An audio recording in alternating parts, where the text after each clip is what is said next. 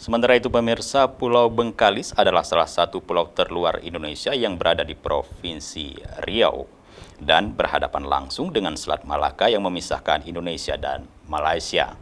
Hal tersebut menjadi ancaman tersendiri terhadap Pulau Bengkalis yang berkontur tanah gambut dengan derasnya abrasi yang mengikis hampir sepanjang garis pantai pulau ini. Untuk itu, secara swadaya masyarakat yang berada di Desa Muntai, Kecamatan Bantan, Kabupaten Bengkalis berinisiatif untuk mengamankan Pulau Bengkalis dari ancaman abrasi dengan melakukan penanaman mangrove.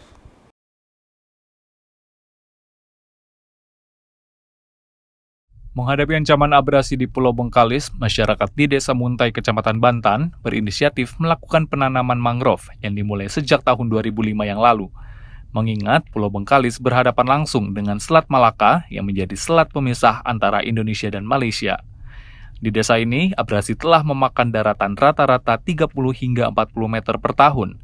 Dan diperhitungkan selama 26 tahun, Pulau Bengkalis mengalami pengurangan luas daratan rata-rata 42,5 hektar per tahun akibat abrasi. Penggagas penanaman mangrove di Desa Muntai, Solihin menyebutkan, ia berinisiatif merangkul warga, terutama pemuda, untuk bergiat dalam penanaman mangrove di Desa Muntai untuk menjaga dari ancaman abrasi. Di tahun 2020, di desa ini digulirkan program penanaman mangrove nasional Kementerian Lingkungan Hidup dengan penanaman mangrove seluas 210 hektar dan menjangkau 10,5 km garis pantai Pulau Bengkalis. Kesempatan pemuda untuk bergerak secara swadaya. Nah sekarang seiring kita menyelamatkan pulau terluar wilayah kedaulatan Indonesia yang sudah 1 kilo habis.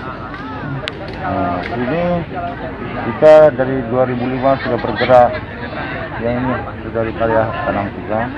Kemudian ya kemampuan kita selaku masyarakat sampai di mana. Ya alhamdulillah pada tahun 2020 ada program pemulihan ekonomi nasional pada karya mangrove yang diikuti oleh Kementerian LHK kita laksanakan.